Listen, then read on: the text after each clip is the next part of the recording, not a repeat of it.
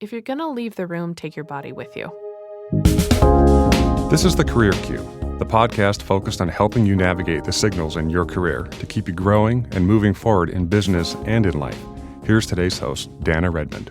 Today on the show, we're talking with Sara Harvey Yao.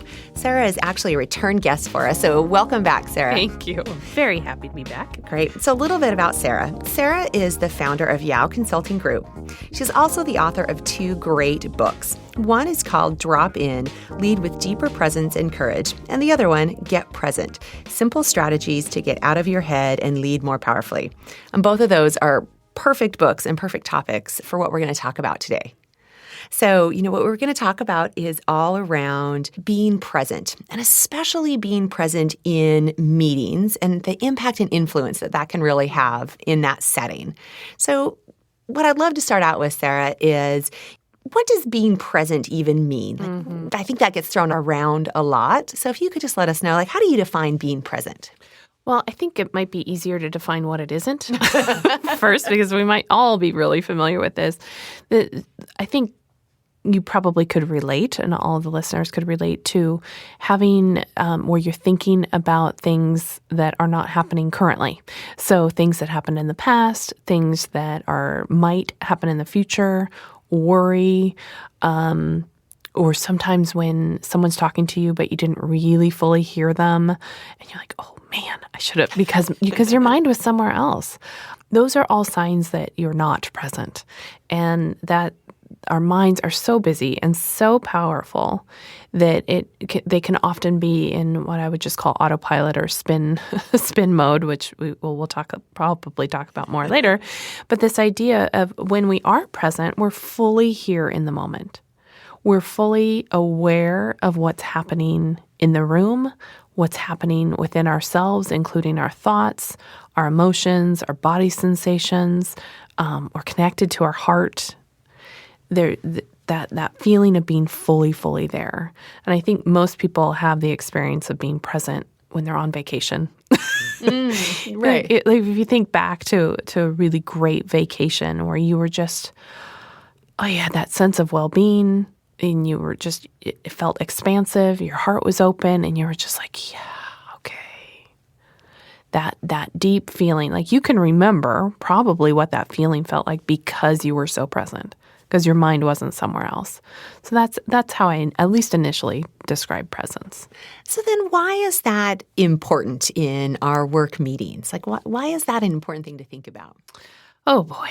How many of you have been sitting in a meeting where everybody is on some device and people had to repeat themselves or brought in data that would have been super helpful about 20 minutes earlier, so that completely changed the conversation? People can not remember what the takeaways were or even what the intention or agenda items of the meeting were. Have you been in that meeting? Yeah. Yes. Have you in that meeting today? I don't know. It's so fascinating when I do a fair amount of observation in meetings for my clients, and it never ceases to amaze me how expensive and unproductive meetings often are because of all the things I just said. And the level of reactivity. When we're on autopilot and not present, we tend to operate from a very reactive place, and we don't see things very, very clearly. So again, it's very costly. From a bottom line productivity standpoint, it's very costly. It's costly to relationships with people that you're working with. And no one enjoys the pissing contests that occur. And I'll just say it's just not very fun. That's not an inspiring, innovative, creative space to be in when we're constantly living and making decisions from a reactive place. Right. And it's so interesting as you say that, and I harken back to many meetings, right? And I can think of individuals that definitely were not present, and they were, oh, could you repeat that? And I'll admit, oftentimes I was, multitasking, as you put that in air quotes, right? Thinking, and I have to say, oh, could you repeat that again? Because I wasn't paying attention, and I'm sort of now wasting time and not showing up very well, I don't think. And then I think through back to a few people who just always seemed so spot on. They really had the information. They provided content at a relevant point. And they came out, as I think back, and it was like, oh, I want to work with that person again, right? Like I was compelled to, sort of seek them out again. And if I think back, I think maybe some of it was that they were present in the meeting. They were actively contributing because they were there, not in their email or not in the next meeting, thinking that through. And isn't that interesting when we talk about this idea of making an impact or how to influence folks? The most fundamental thing we can do and should do from the very beginning is just show up being fully present. It never ceases to amaze me what my clients report back from what they observed and picked up on, all the subtleties that they were missing before in meetings, in body language, in tone, in what wasn't being spoken about in the agenda, or they were able to draw other people out. So suddenly, without trying very hard, my clients emerged as the most impactful or influential leaders in the room. And people could feel it, just like you, saying, I remember those people, because they had a level of presence where they weren't somewhere else, where their body was in the room. Right. And if you think about it, in these meetings, whether they're large group meetings or small meetings or even one-on-one, like ideally you're there and you've asked everybody else to be there for a reason. And so you need everybody present, and then, you sort of owe it to the person that called the meeting to be there, to be present as well, to get through that. Absolutely. To get through their agenda. Absolutely. So you've mentioned autopilot. What is that? So autopilot is, let me bring in a little bit of brain science into this too. But when we're not present, we're just operating on what I would call autopilot. And it's just that sense of things just happening automatically. So the beauty of our body is that we breathe and our heart beats and all of the functions of our body just happen automatically. But after several years of conditioning and growing up, our minds also get on autopilot, or kind of in a pattern, in a rut. If you think about your morning, you probably wake up the same way, you probably eat the same foods, you probably drop the kids off at the same time in the same way. And generally our days, after years and years, our days just become very automatic. And we can kind of just be going through the motions without being really fully there. So that's what I would consider autopilot. But what's rough about autopilot is that the way we think and the way we react, it's also all on autopilot. And I'm thinking about a certain client where he couldn't figure out why he just would essentially blurt out what was kind of a nasty reaction in meetings, would kind of blurt it out, his opinions. And he's like, God, I leave that meeting and then I feel really bad. That was a sign that he was on autopilot. And that reaction of either, for him, it was sort of getting into the fight mode. For other people, it's the flight or just shutting down. All of that is based in the limbic system of our brain, or the survival part of our brain, which is sort of located in the bottom back part of our brain. It's just rooted in survival. And the beautiful thing about this part of our brain is it is automatic, and it does its attempt to keep us safe, which was really lovely early on when we were trying to get away from physical dangers way back in the caveman days. It's grown with us. It's evolved with us as a species. And so maybe we're not running from physical dangers anymore, but what it now is on the lookout for and is constantly scanning our environment for social and emotional threats. So when I go back to this client, when we started talking about it, I asked him, okay, that was an autopilot response that came from your survival brain. What was going on there? And when we dug into a little bit more, he was just always, I just want to be heard. I got to get in there. I want people to know my opinion. And so that was out of pure, complete reactivity that he didn't have any awareness of or choice to make any different choice in his behavior until he could become a little bit more present. Wow. And so how can somebody, I guess, one, recognize that, and then two, is there something they can do about that? Absolutely. So if we're not present, we're on autopilot. So, and then therefore we're going to be more likely to make decisions and act in ways that may not be most constructive. So presence, being fully present in the moment, is the way that we stop autopilot to create a space in which we can actually choose our behaviors. So I kind of think about autopilot as it's kind of a pretty fast freeway from a neurological standpoint. The neural pathways are very fast because they've been driven on so many times. What we're trying to do is maybe to the equivalent of putting those road construction signs up and maybe creating a speed bump, or the guy with the stop sign in the road, where we're just trying to create some slowdown and maybe even a stopping of going through that automatic path where we can just stop and say, wait a minute. Is this a path I want to be on? Do I really want to say that again? Do I really want to blurt? So the more often we're practicing being present, which can be as easy as closing your eyes, fully taking a breath. Maybe you don't close your eyes because you're in the meeting, but like really tuning into what's happening for yourself, the more often we're able to make that choice, the speed bump happen, so that we can slow down and at least decide if we want to make another choice. Yeah, that's an interesting concept, I think, just that being able to make another choice. Maybe in that case, your client would still say what he says, right? But at least it was more of a conscious decision that, yep, that's the way I wanted to show up in that meeting.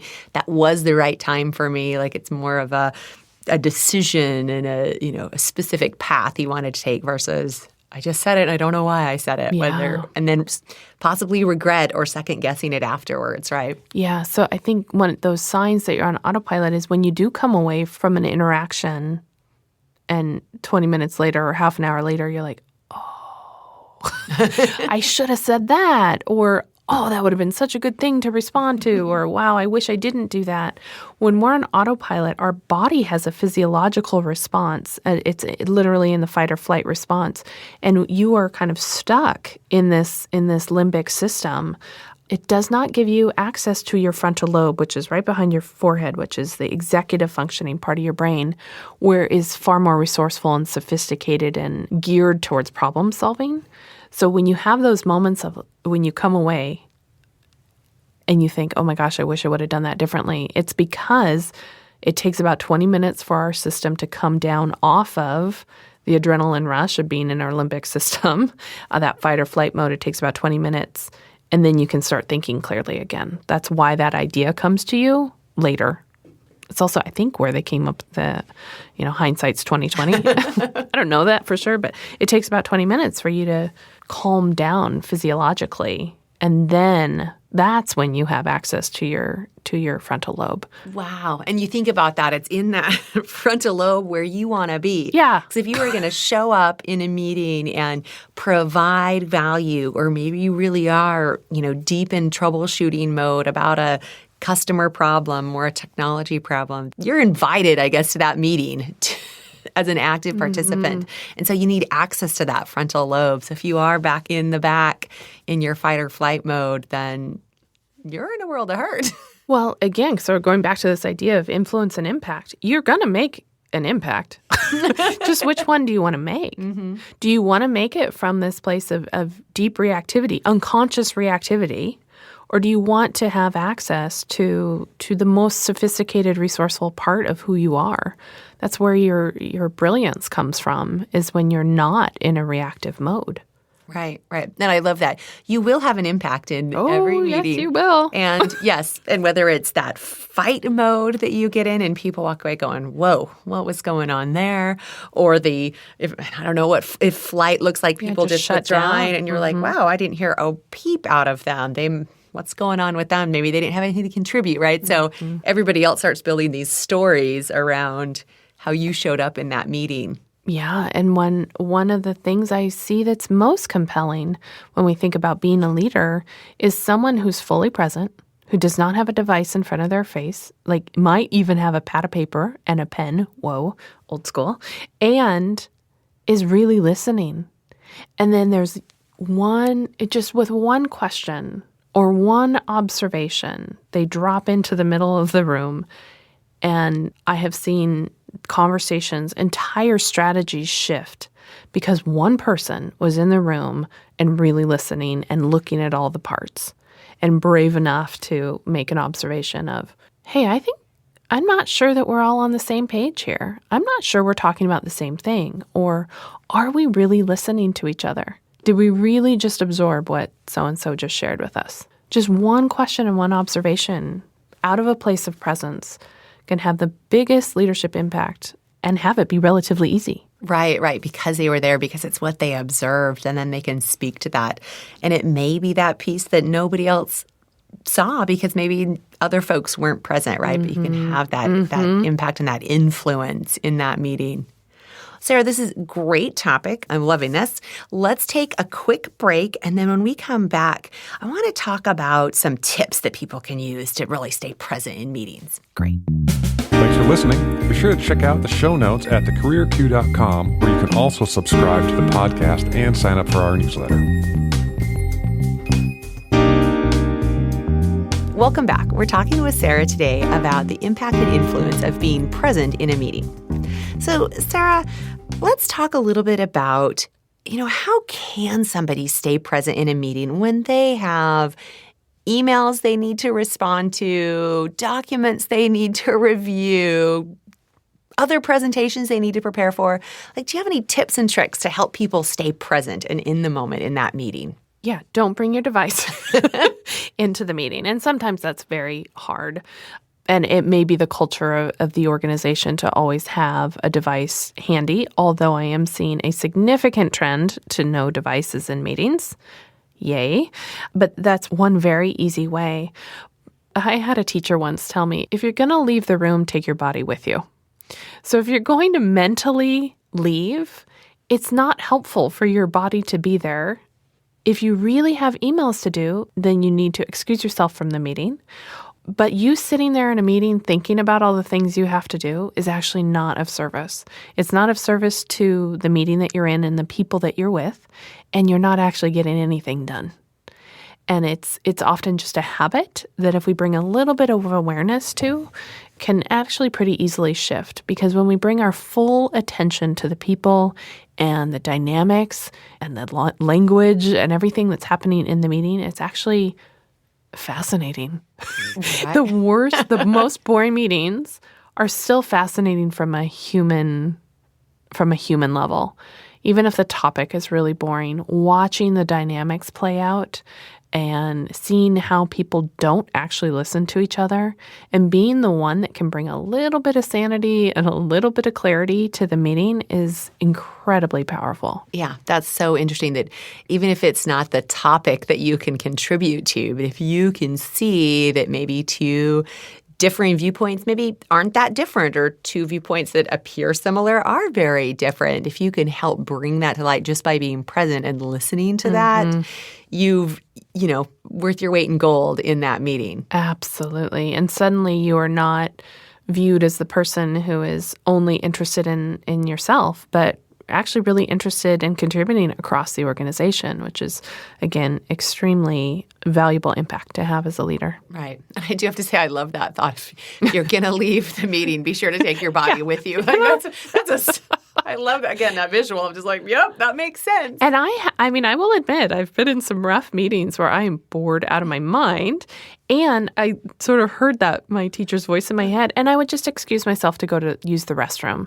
And sometimes that even just the moving your body, those 3 or 4 hour meetings can be painful, but just moving your body, kind of shaking it out, washing your hands, getting a drink, and then, okay, I'm going to go back in. Even kind of shifting the energy that way is really helpful. Yeah. So in your book, you talk about something called the presence tug of war. What is that? Let's dive into that a little bit. So when I start working with people, even years after working with people, there always seems to be a desire to be present because they intellectually understand it and even have had some experience of it. They really understand how much more effective they are in being present, not only with people in the room, but also with themselves. And so there's an inherent desire to want to be present. And so they will add moments of presence or practices into their day to help them be present. But it's almost as soon as they are present, they can feel this other part of themselves wanting to not be present, to move, to go forward, to think, to, they're spinning. So my clients and myself, we really talk about it. It really kind of feels like a tug of war, or as soon as the light goes on, it wants to, the light switch gets turned back off. And that's normal. As we are working to shift our patterns, it's happening at all levels. It's happening at a behavioral level. It's happening at a physiological level and emotional, mental levels. But what's happening in the brain is that when you have moments of presence, the pattern wants to pull us back and put us on a different neurological pathway. And that's not bad. That's going to happen. It feels like that start-stop thing. Mm-hmm. But the more that you can come back to presence and practice and remember that you're present already, that was your natural state, the more you're building that other neural pathway, that you kind of jump tracks. So it's gonna feel like you are in a tug of war. Right. And that's normal. That is expansion and growth. Those are just signs of expansion and growth. Right. So it feels like, you're going one way and then, oh, no, I'm back to being present. And, oh, now my brain's going a different way. Yeah, and that can be from moment to moment. Or I've had clients where they'll have periods of time where they were just really there and really present. And then somehow they've sort of slipped back into a pattern. And it'll be a couple weeks later and they're like, oh, my God, that's why I've been so cranky. Or that's why I've felt so blah. I've really, I didn't even know that I slipped back into autopilot. If somebody starts to recognize that they're in this sort of tug of war, how can they sort of help themselves stay on that being present path? The moment you notice that you're in a tug of war, you're already present. Oh. The moment you even notice that you have the question that you're present, you've already moved from that limbic system, that autopilot part of your brain to your frontal lobe, because you can't question something when you're unconscious. So that limbic system is really rooted in unconscious behavior, that kind of autopilot. Yeah. But when you stop and like, am I present? What's happening here? You've already moved to a level of consciousness. So just asking the question, you've already gotten there. Yay. That's awesome. Right? And then it's back to, what are all the things that used to help me? Right? That I know will help me. And sometimes that might be the fundamentals of food and hydration and sleep and movement, or it might be some of the practices of taking a walk sometime during the day, or taking a few breaths, or having some moments of stillness and quiet, or putting on that beautiful hand cream that your friend gave you and just taking a few deep breaths and really absorbing it. So you'll know what to do. But I love it that the tug of war is that the moment you start questioning it, you're already good. Yeah. Wonderful, wonderful. So as we think about, presence in meetings, I think it's easy, at least easy for me to sort of think about in those one-on-one like ways why that's so important and how I can sort of show up and be present, and even in group meetings where I'm in person with people, right? And for myself, and I'm sure lots of other people, one of the most challenging places, I think, to stay in the moment and stay present is on the dreaded conference call. Oh. If there are, more than two people on the call and somebody else is talking and you're usually at your desk, and so you have your machine right there. You've got email, you've got papers. How would you advise people, specifically around conference calls, to try to stay present and be in that meeting? Yeah. Oh, I hate those. First of all, just own it. Own what you're doing.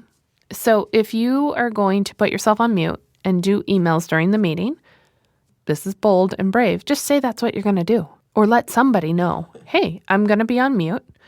I'm going to be listening and trying to do something else, which is ridiculous because you can't actually do two things. Multitasking, by the way, is a myth. Our brain does not work that way. I've heard that it's really you're just doing one thing or the other, so don't fool yourself. But just own that, and also own the impact that could have, that somebody's going to say, Sarah, are you there? Are you there? Did you? Oh, no, I'm here. I was just on mute.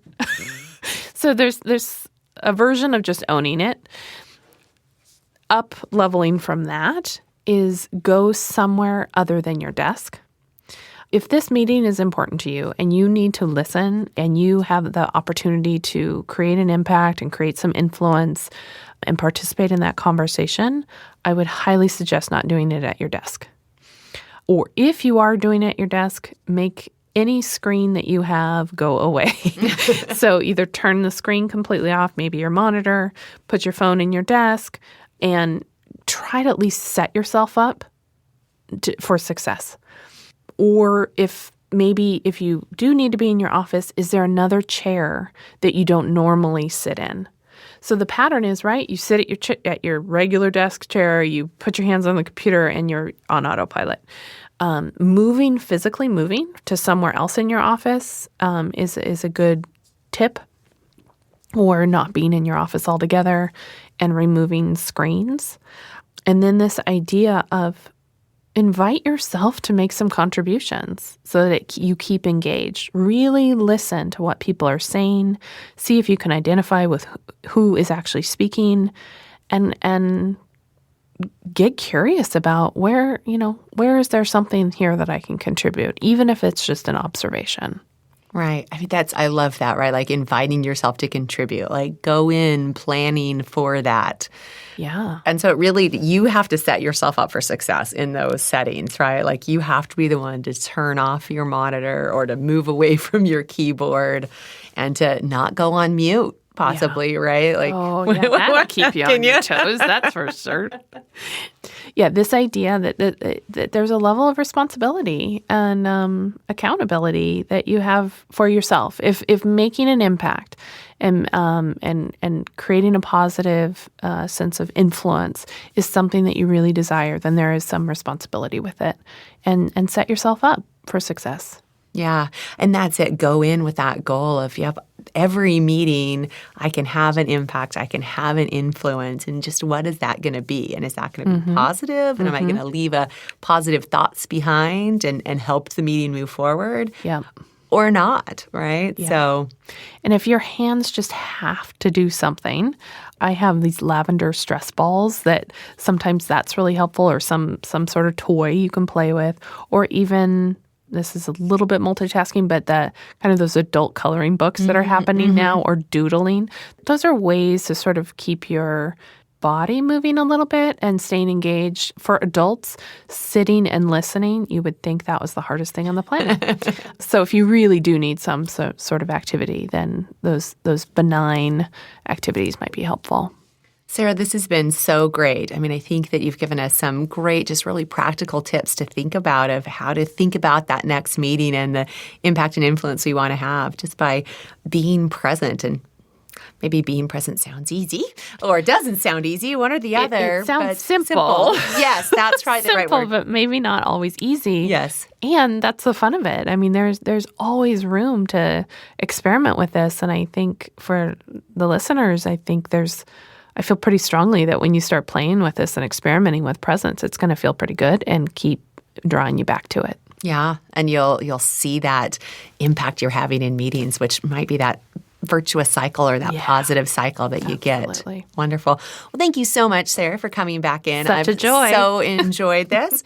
And we'll just remind our listeners, if they want to get in touch with you, what's the best way to do that? My website, which is Yao Consulting, YAO consulting.com, and everything they need to know about me and my books and my offerings are all right there. Great. Thank you so much. And for all of our listeners, if you want more information about today's episode and to read the show notes, be sure to check us out on thecareerq.com. Thanks for listening to today's episode. Be sure to head on over to thecareerq.com, where you can get more information, show notes, and related articles to today's topic. Also, if you like what you're hearing, head on over to iTunes, subscribe to the podcast, and make sure you leave us a rating and review. We'd love to hear your feedback. Thanks again.